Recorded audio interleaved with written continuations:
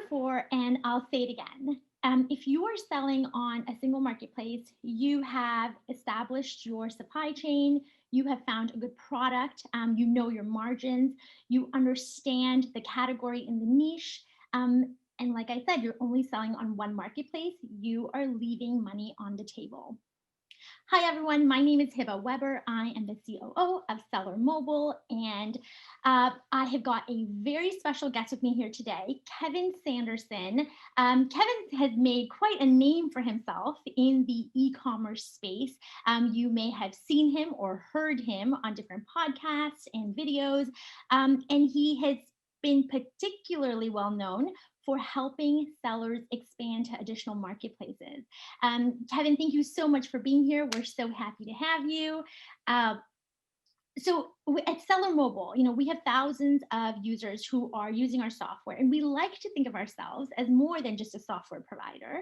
We like to think of ourselves as someone who is helping connect Amazon sellers to good information, to valuable resources. And we have got a great resource here with us today. Kevin, tell us, why is it that Amazon sellers who are selling in a single marketplace are losing out on money and sales, and what can they do to enter sort of additional marketplaces that have a low barrier of entry, that is an easy win? What do we need to do to increase our sales? Wow, there was a lot there. So first off, I just want to say thank you for having me. That was quite the introduction. I need to edit that out just so I can use it. So that was really good. I like that. Thank you so much. You definitely did your homework there. I appreciate that.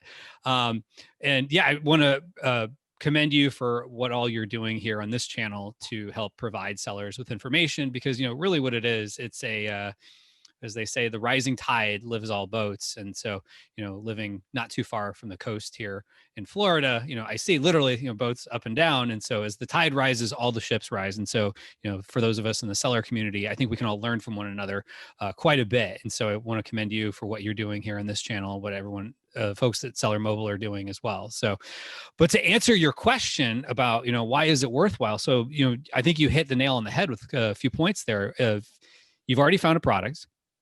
You've already figured out how things work on Amazon. I'm going to grossly oversimplify it with what I'm about to say, but it's because we tend to swing the pendulum the other way in our heads and grossly over exaggerate how bad and how difficult it will be. But you basically just take your product, you add it on to Amazon Canada or wherever else Amazon has marketplaces. You list it there, and then really the big thing that's different is the money symbol might look different. So you might say CDN instead of USD, or just a dollar sign, and so there might be like a C next to the dollar sign or something like that. And so you already understand all this stuff. So it's like cast a wider net, catch more fish.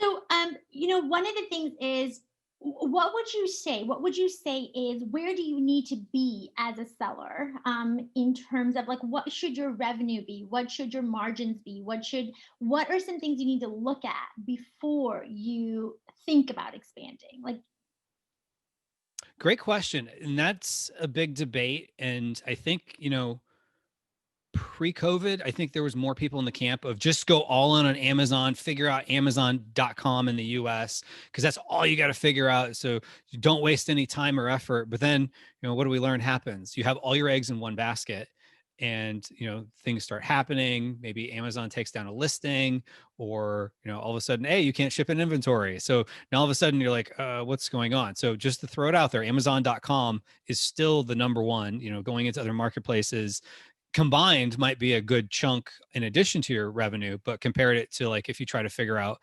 other off Amazon channels, it's not going to be as much. So I remember one time being in a mastermind and someone told me, like, you shouldn't even be thinking about selling in international marketplaces until you're a multiple seven-figure seller. I tend to disagree with that. I had one product that was for sale on Amazon in the US. I'd kind of at that point figured out everything I could figure out to tweak it, different keywords, PPC, and I had like 3 more in the pipeline. And so I went into Canada because I'm like, it's literally just right there north of us. So why not ship it in? And the right. logistics weren't as difficult as I was probably telling myself at the time. Sure. Because I think that what the fear is, and I've done one of these webcasts before where we've talked about localization and understanding the language and understanding the culture and understanding kind of what this word means in this, in this language. And there's so many nuances to your listing and advertising and even just categories and products that people think, whoa, I mean, that's too much. I don't know how to start. Who do I find who's going to translate this appropriately? But with Canada, you don't have to worry about that. With our neighbors up north, you don't have to worry about making sure that you understand their culture and their product and the language and all of that. So that's already one barrier of entry that's kind of been removed. Yeah, exactly. I mean, they're just, and people sometimes get mad at me for stereotyping, but I'm going to stereotype. Canadians tend to be like Americans, but just really nice. And so that's really what it is. And they take pride in that. So usually it's Americans who kind of get offended at that statement, but Canadians are like, that's great. Thanks for recognizing that. So tell us more. So what are some things so help us understand the Canadian marketplace? Yeah. So if you think about it, Canada is roughly the population of California. Not exact, but it's a little more than 10% of the population of the US. And so, if you were to think like, okay, 10 to 15% is probably a pretty decent benchmark. Over this past holiday season, my sales in Canada compared to my US sales were 22% of my US sales. Would have been probably a little higher if I hadn't run out of stock on a few products. Probably would have been closer to about 25%.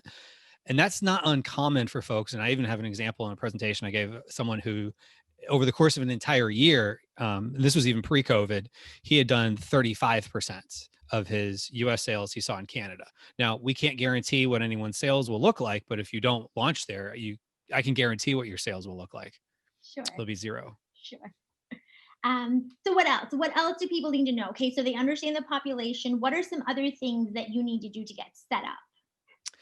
Yeah, and so we can go over that in my presentation. But one thing I just want to caution people on is oftentimes we tend to, if you think about water always looks for the path of least resistance as it's going downhill or whatever. Sometimes in our mind, we want the path of lowest resistance. So, there's FBA export, which you can turn on as a setting where people from other countries can buy from your Amazon.com listing. I mean, that might very slow drip get you a couple sales a month or something like that. Like it's hard to say. And I don't even think there's really even good data on it unless in Seller Mobile's platform, there's somewhere where it tells you that. And I'm not even familiar with where you might even get that info. Then you have what's called the remote fulfillment program, which isn't bad. I think especially for Mexico, it's not a bad thing. But the thing of it is that people get excited about it is like, oh, you don't have to register. And, the customer is responsible for duties, but there's no free lunch. So it's more expensive fulfillment fees for you. It's more expensive shipping for the customer, and the customer has to pay the duties. So if they had to pick between a product that's in their local marketplace that will arrive in 2 days, prime shipping, and not have to pay duties and all this other, longer wait, or, they could order this other thing that's going to take longer and cost them more, which do you think they're going to end up buying? Sure. So if you get into one of those remote fulfillment programs, you might see about 10% of the sales that you would get if you had local inventory. Okay. Tell us more. I'm all ears. All right, cool. Well, I put together a slide deck, I think, which probably would help clarify a lot of the stuff. You want me to go ahead and get started on that? Please. All right. So let's go ahead and get started. So, we'll talk a little bit about Amazon's international marketplaces here. And just a little bit about me. I live in Palm City, Florida. I grew up not too far from Hiba in Northeast Dallas in Richardson, and moved to Florida back in '99, which practically makes me a native. So, because Florida, everyone's pretty much from somewhere else. Although I'm sure there's probably multi-generation Floridians watching this who are like, no, that's not true. All right. So anyway, so I do have a podcast. What's that? I can look at your beautiful family. I love it. Oh, thank you. Thank you. Thank you. Yes, my pride and joy. And that's what keeps me ticking every day, making sure I'm working on this. And then also, I want to help other people with their families and whatever their goals are. And so, in addition to having the YouTube channel and podcast, I also have a service where I help people expand into international marketplaces. So, I've done it in my own business and then helped others do it as well. Like I said, I do have a YouTube channel and a podcast, had a variety of people on, some that you might expect be names and faces you'd expect on a podcast. Others, my local congressman, talked nothing to do with politics. Former executive vice president of operations for Walt Disney World. Try to bring on, successful sellers, all kinds of folks that would just might be interesting for folks in the entrepreneurship e-commerce world to hear the stories of. And you might have heard my story somewhere along the way. If I'm totally new to you, welcome. I'm glad to make your acquaintance. And if you have heard me talk about internationally, I always try to bring something a little bit different. So I'll try to make sure that this is not a repeat of something you may have heard before. And again, if this is all new, don't worry too much about taking notes. You can always go to internationalchecklist.com and download basically all the notes you would need to get started. But speaking of getting started, I got started as a high school football official. So when I was in high school in Richardson, Texas, I was probably not a very good, no, I won't say probably, I was not a good football player, but I ended up being an official for about 10 years, much better at blowing whistles than I was at running with footballs. Um, but I took a season's worth of earnings as a high school football official and used that to get started with my own brand. And one of the things I realized quite quickly is, there is a ceiling for each product of how much you can get sales on. And so, yeah, you can spend all this time trying to find like another long tail keyword that might get you, 2 sales a month or something like that. And so you either have to have more products to sell or more people to sell to. And so Amazon for an individual product, unless, there's seasonal differences, you're selling gardening equipment and it's the spring, or you're selling giftable items like I do and it's the holiday season. So, but those are still seasonal. So you still have to keep finding more ways to sell other products to more people. And so I like to think of it, as I mentioned before, kind of the concept of casting a wider net. And so as time went on, I started looking at like, okay, I can spend my time trying to figure out all these different sales channels. And they were, for me, in a lot of cases, shiny object syndrome. So one of the most successful that you see on here for me has been Etsy. And I've probably done almost $1,000 in sales over the last 3 years on Etsy. So it's not been the bang for buck of, figuring out all these other channels. You build your own Shopify store. It is not the field of dreams. You don't build it. They do not just come. We might get a trickle of SEO traffic, but it is very small. I mean, I probably get maybe 5 visitors a day to my store there. And, it's probably about a 2 or 3% conversion rate. And so, all these channels, some of them I spent, when I still had a full-time job, all kinds of time trying to figure out, how does this work? Shipping, algorithm differences, customer expectations are different, what the terms of service are, all these things. I'm trying to figure out all these different things on all these different platforms. And in some cases, jet.com, it's not even available anymore. And so, for when you're trying to think of, where do you spend your most precious resource, and that is time. Again, Amazon.com, that's place number one. But then if you already understand Amazon, let's try some other Amazon. So I don't have my 1099s from 2020 yet. We're recording this in early 2020. So unless they just sent me an email saying 2020 1099s are available, you can see that in 2019, it was a 6-figure revenue stream for me. So it's 136,000 between Europe and Canada that I got in sales. That's sales I wouldn't have gotten if I didn't just take the products and offer them for sale in those marketplaces. And it's not just me. So in my service, one of my clients who actually, she was on my podcast a couple of weeks ago, Annie, she realized she was leaving money on the table and she would not regret that she's now selling internationally. In fact, she said that she wished she had done it sooner. And you can hear all about her story in her own words on my podcast. This is Lavelia. She and her husband are successful 7-figure sellers. few months ago. I spoke with her, and this is not holiday numbers. They were doing about 50 to 100 units a day in Canada and about another 50 to 100 units a day in the UK. So think about that. Like, what could they be doing? Should they be spending more time, trying to figure out Google shopping ads, or spending more time trying to figure out international sales channels and grow in other ways? Now, once you get to a point, maybe you start branching out into Google shopping ads to run to your own web store, but I wouldn't do that until you've at least, run out not just Amazon, but Amazon in other countries, especially some of the simpler ones.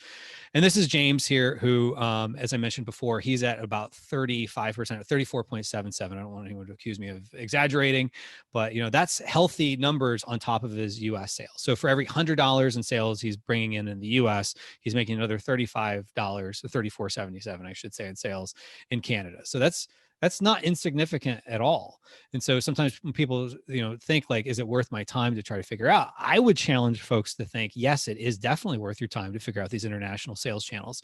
Now, a couple little disclaimers here. I'm not a tax professional or attorney, so anything I'm giving you here is more just kind of my general understanding of it to help you as you do figure out when you're talking to a tax professional or an attorney about your business's situation. There are no guarantee of sales or earnings. So when we talk about these numbers, these are hypotheticals. These are real world situations. And I showed, my own real world, but the only way you can guarantee any result in your business is one thing: by doing nothing. Because if you do nothing, your results will be nothing. So, and of course, I'm not directly affiliated with Amazon. Just like a lot of people watching this, I have an Amazon account, but I don't work for Amazon. I'm just like everyone else, trying to figure it out and figuring it out together. So a couple little analogies I like to give is one of them, back in the day, my mother was actually a first grade teacher at the school I went to. And I would actually uh, go back to her classroom at the end of the day, and there was an Apple IIe computer, very old school, and You're we had dating floppy. yourself. Oh, totally dating myself. And at the beginning, like, it wasn't even color; it was just green and black. It was monochrome, and we used to have to swap out the floppy disk.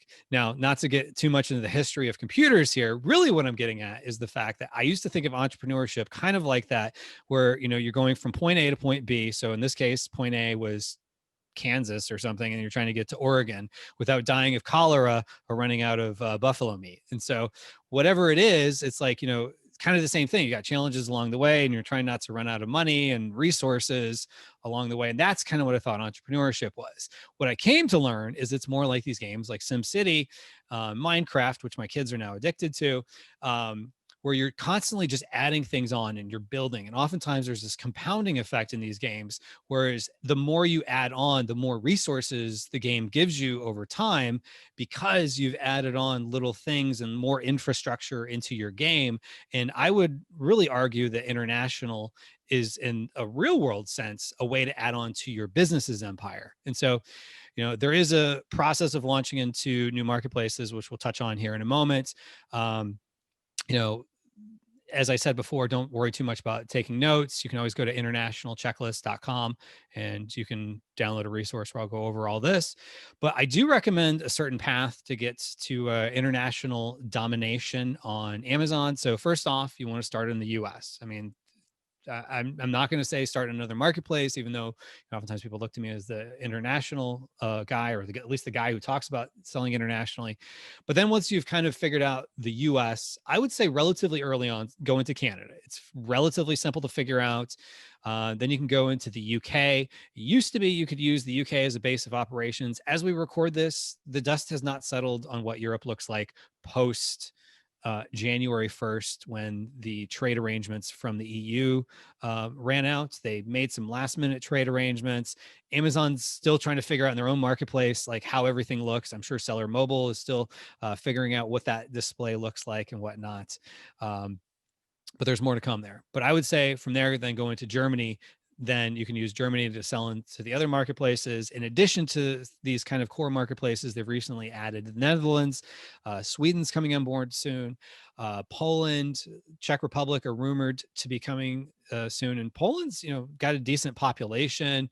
Czech Republic, from my understanding, like, people are really taking on e-commerce there. So, there's a whole world away awaiting you, and people with credit cards that like to buy stuff in other parts of the world. And then from there, maybe look into Australia. Australia, I used to say, was super, super slow. It is very slow compared to the others. Maybe 20% of my Canadian sales I see in Australia, which used to be even a less portion, but Australia is kind of growing, and Amazon's only been there for maybe 3 years.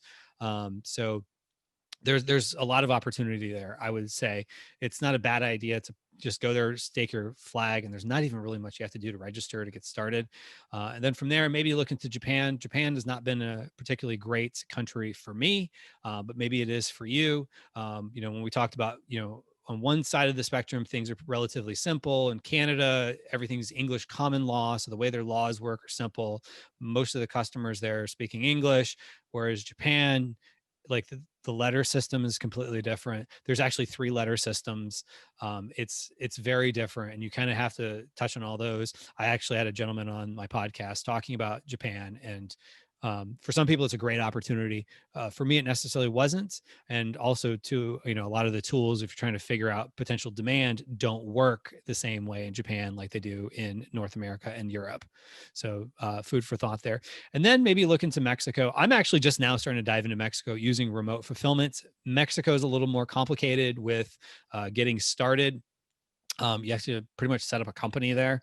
And you really need to figure out Mercado Libre, which is another marketplace which does about twice the sales anecdotally from what everyone has told me. So I'll have more to know about Mexico as time goes on, but for now I'm not the Mexico guy.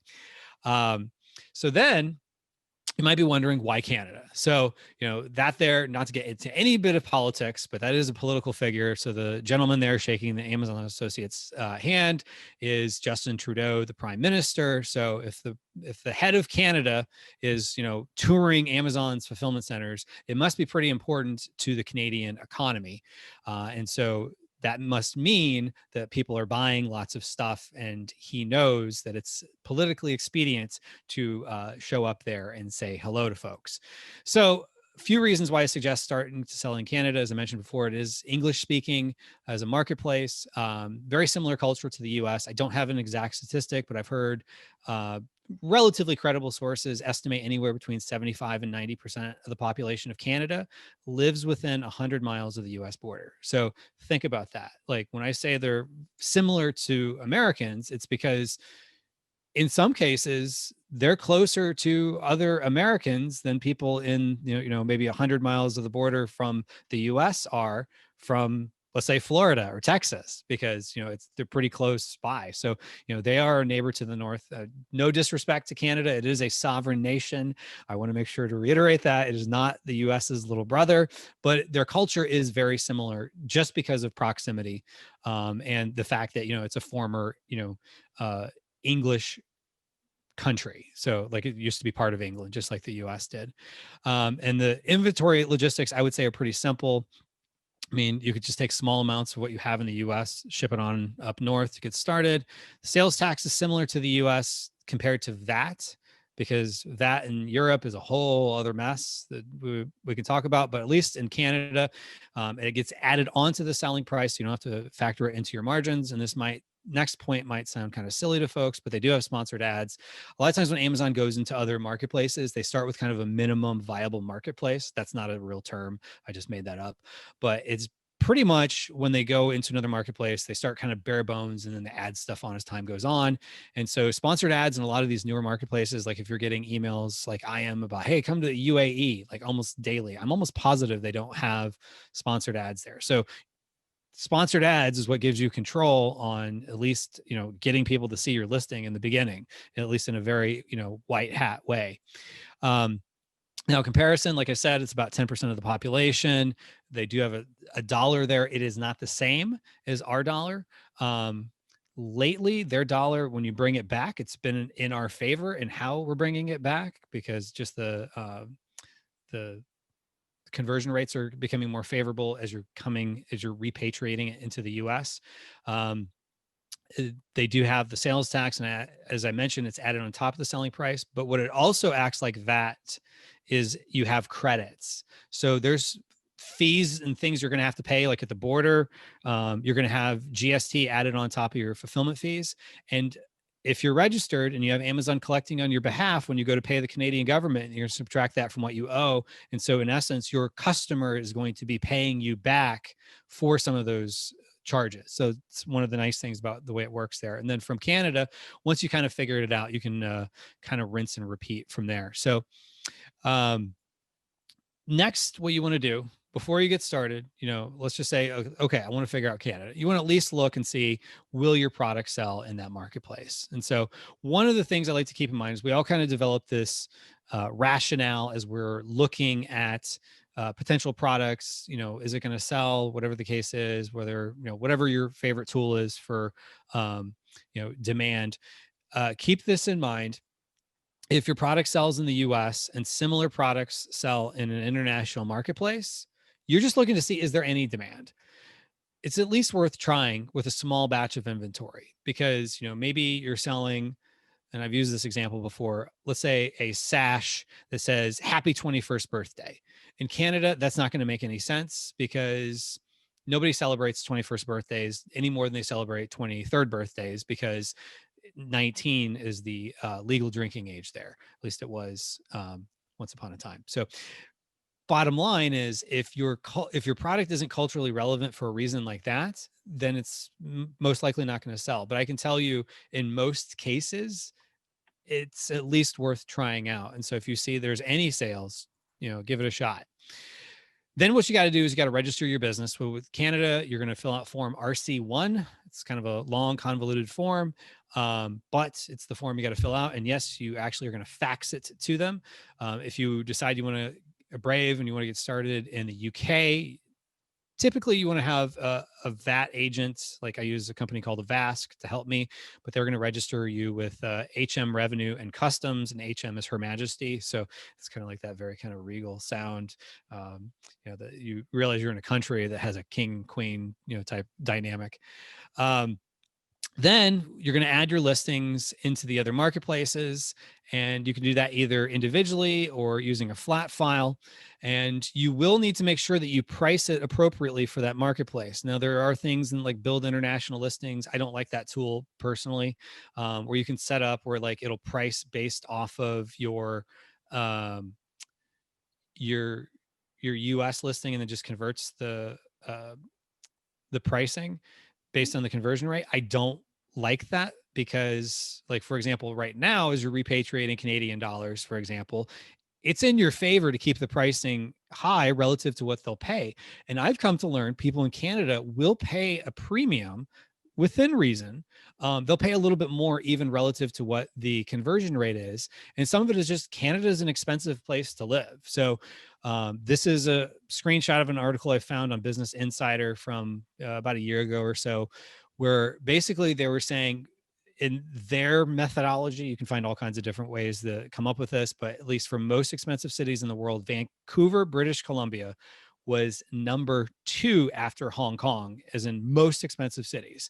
And, when you think about Toronto, Montreal, those are not, thought of as Lubbock, Texas, where I went to college, where it's a relatively inexpensive place to live. Those are expensive places. And then if you're not in one of the big cities in Canada, chances are you might live in the boondocks, because Canada, even though the population is the size of California, the landmass, it's the second largest country landmass wise. So, the way people have described it to me who have lived in Canada is you might live, in Saskatchewan, kind of in the middle of nowhere, and there's a general store that's an hour away and they've got like 1,000 products. So this is big ordeal to go, and you may or may not even find what you want. Or you can pull out your phone, you can type in what you're looking for, press a couple buttons, and magically it shows up on your doorstep a couple days later. So you got to think it's good for the customer. So they tend to like that. So they're willing to pay just a little bit extra for that. Now, in full disclosure, one of the reasons I think it's good in Canada to charge just a little bit higher, and I'm not talking huge numbers, but like if you figure out, like, let's say you take whatever the conversion rate is and you maybe add on $1 or $2 depending on your product, because it's going to be a little bit more expensive to send it in than if you're sending, let's say, cartons of goods, into Amazon in the US, because in the US, there's these really great rates on UPS that Amazon's negotiated. Unfortunately, that doesn't work when you're going across with into an FBA center. Amazon wants absolutely nothing to do with going across the border. So you're going to be on your own for shipping because, like I said, they don't want to ship across the border, and you're going to have to find your own freight forwarder. To be honest, most of the time I use UPS, and you can use promo code EASY or FAST. Easy as in not hard, and fast as in not slow, and those will generally save you up to 40%. And you can use that in almost anything with UPS to save up to 40% off. So that could be a big savings for you. And then oftentimes, once you start using those discount codes, they'll start contacting you, wanting to give you discounts on your account. And then you get generally whichever discount is better, their promo code or your new discounts. And that's who I use to ship into Canada. And then, you will have to pay basically what's called a GST. This is goods and services tax. You're paying based on your declared value. It's usually about 5%, depending on your product, but that's going to be an input credit. So save that invoice. And so if you pay X amount at the border over the course of the year, you're going to subtract that from what you owe the Canadian government from what Amazon has collected from your customers. And if you're not sure where to go to look for, potential companies to help you with shipping, you can always go in Seller Central and look up. If you just type in service provider network, you can find all kinds of different service providers, but you can look up freight forwarders and things of that nature. Like I said, I use UPS, FedEx, and I find I tend to get, especially for, relatively small, 8 to 10 boxes I might ship at a time to Canada. The rates aren't that bad, and I usually can pass that cost on to my customers there. Now, next what we do is decide how much to send. And what I tend to find happens is a lot of times people have this mindset of like, okay, I'm ordering a container load of goods for the US. So do I need to order another container load? Or my MOQ is 1,000. Do I need to order another 1,000 just for Canada? I would say no. Just start small, and you can base future purchases on test data. So you could take just a portion of what you're selling or what you're ordering for the US and send that into Canada to help you get started there. Because, if you think of it, if you're expecting maybe your sales might be 10 to 15% of your US sales in whatever country you're looking at, well, it would make sense. You wouldn't really need to start with more than 10, 15% of your of the inventory. And so you wouldn't need to house as much inventory. You don't need to order as much inventory. And oftentimes, you can ask your suppliers to take a certain amount and forward it to different places, or freight forwarders usually will help you. And if they've never brought it up, it's because you didn't ask. I can pretty much guarantee you most suppliers have done this before. If you use your suppliers to do your shipping for you, and most freight forwarders, if they're in the e-commerce world, they've done this before. This is not uncommon. Lots of people sell internationally. You're not asking for anything weird. And so, you might take if you're ordering 1,000 units at a time, you might take 80 to 100 units and send it up to Canada just to get started. Then what's going to happen is now you're going to have money in another currency. So that is the thing, is when people purchase, they're buying in their, home currency. And you may have noticed charts that look like this. So if you go on xe.com, basically you'll see exchange rates. This is an older exchange rate. It's actually more favorable than what this is on here, but there is a little bit of fine print there, and it's that all figures are in mid-market rates. And what that means is you are not going to get as favorable of an exchange rate as what it shows there. And the way it works is when you exchange money, it's not as if there's going to be like a fee. Like there's not going to be a fee that shows you like, okay, here's what the fee is for the exchange. In most cases, what they do is they just kind of bake it into the exchange rate. So whatever the exchange rate would be at the moment, let's say, just for ease of math here, let's say they're charging you 2% for the exchange, not 2% of your total sales, but just what you're exchanging at that point in time. And so what happens is, let's say you're expecting $1,000 US after, let's say it's $1,300 Canadian. So you're expecting 1,000 US. Well, if you're exchanging it, you might get $980 because the exchange rate was just figured in a way to make it so you didn't get the mid-market rate because you're not a bank or a financial institution. So there's a few things you can do, I think, that help you keep more of that money in your pocket, or I found definitely work to keep more money in your pocket. One of which is, if you use a company like Payoneer, and there's a lot of bunch of them out there, where basically they will hold your money in an account, and then when you're ready to transfer it back and forth, oftentimes they'll let you pay things like VAT or GST potentially, using your accounts with that company. And so that saves you on an exchange, because if you're paying, let's say, British pounds to British pounds, there is no exchange, and so there's no loss of money in exchange. If you put your PPC charges on a credit card, I highly recommend in other countries don't do that, because what you would be doing is you take, let's say, your US dollar credit card, and now you're paying off, let's say, Canadian dollar charges. So you lost something in that exchange. And then you're going to have to bring back Canadian dollars and put them into US dollars to pay off your credit card. And so now you just really paid for that exchange twice. Whereas if you just have Amazon deduct it from your disbursement, there was no loss there because nothing changed hands. It just lessened the amount of your disbursement. And so you didn't lose in that exchange rate. So hopefully that makes sense. So point being, the less you can move money, the better. Now, you still want to bring the money back, but along the way, whatever you can house in that local currency, or if you have vendors that you pay in that local currency, whether it's Payoneer, Ping Pong Payments, or whoever you're working with, oftentimes they have the ability, you can pay directly in that currency. So if you have Canadian dollars and you want to pay a prep center with Canadian dollars, you can generally do that. So that's one of the ways I would say is another way to save money on selling internationally, because you want to keep as much in your pocket as you possibly can. And then again, after Canada or whichever country you go into, rinse and repeat, and just keep doing it again, keep trying different countries out. And so um, as time goes on, you tend to find you want to keep trying new things, when sometimes you keep kind of leveling up and it gets a little bit more challenging. And if this sounds exciting, but you're like not sure how you're going to do it all, you need a little help figuring it out, there are lots of folks that can help you. If what I'm saying here makes it sound like you'd like to work with me, I'd be more than happy to chat with you about that. You can, again, just go to internationalchecklist.com, download the notes, which will walk you through step by step. I love the thank you notes I oftentimes get from people who sometimes will even just take that and use it to get started. And some people say, I don't want to have to figure it out, and they email me, which you could do, hello@maximizingecommerce.com. And I've got a variety of solutions to potentially help folks. And so more than anything, happy international selling. And just wanted to see, Heba, did you have any questions? Kevin, that was wonderful. You went through so many different aspects. You broke it down in a way that I think was easy to digest, yet wasn't too superfluous. And there was a lot of good information there. Um, I'm wondering, when starting in Canada, in terms of fulfillment channels, are you recommending FBA, FBM? Are you recommending, finding a warehouse where you can do FBM? Is FBA very popular in the Canadian marketplace? There's a lot of people that have Prime memberships. What does that look like?